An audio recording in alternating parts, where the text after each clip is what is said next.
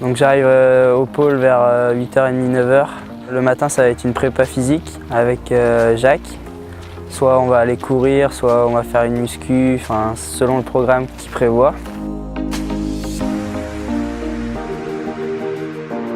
Ce sont des athlètes qui ont déjà été formés, donc on est vraiment dans le développement des qualités physiques propres aux besoins de leur support.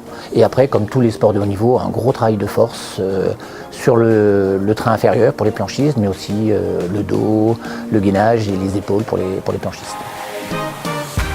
Ensuite, on va aller s'entraîner avec tout le groupe vers 13h, 14h sur l'eau, suivant le vent. Donc avec Val, on va aller sur l'eau. On va faire une nave de 2h, 3h, suivant les conditions. Donc là, on est plutôt sur de la reprise, donc on travaille beaucoup sur de la conduite, des naves en sensation, voilà, retrouver un peu ces sensations, ces repères sur le plan d'eau. Il y a plusieurs paramètres. Il y a un paramètre technique, où vraiment on essaye de se sentir bien avec notre matériel, de le maîtriser au mieux pour réussir à être performant dans toutes les conditions. Et un autre paramètre plutôt tactique où on essaye de bien suivre le vent, tout ça. Donc c'est à peu près les deux choses qu'on travaille sur l'eau.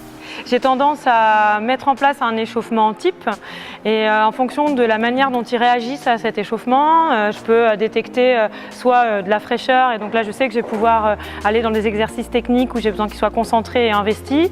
Si je vois qu'il y a de la fatigue parce qu'on a été en régate le week-end ou parce qu'ils ont eu une prépa physique qui a été un peu intense la veille, bon bah là je vais travailler sur autre chose, je vais plus les faire travailler en sensation, je vais peut-être demander moins d'efforts physiques dans un premier temps pour y revenir sur une fin de séance si je vois que ça répond.